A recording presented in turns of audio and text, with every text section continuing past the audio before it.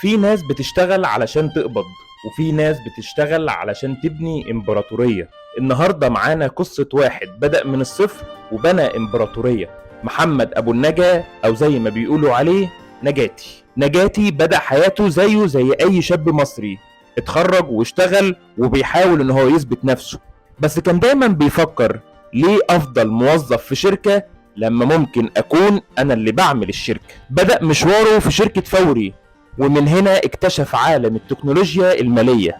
بعديها راح على كريم، الشركة اللي غيرت شكل النقل في العالم العربي كله.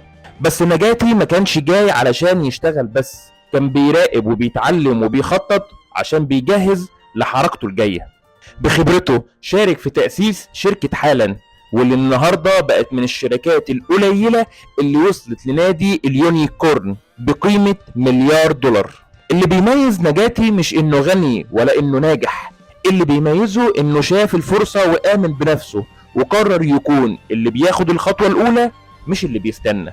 النهاردة نجاتي مش بس رجل أعمال، ده مستشار وملهم وصانع فرص لناس كتيرة جدا عندهم فكر ومستنيين حد يصدق فيهم.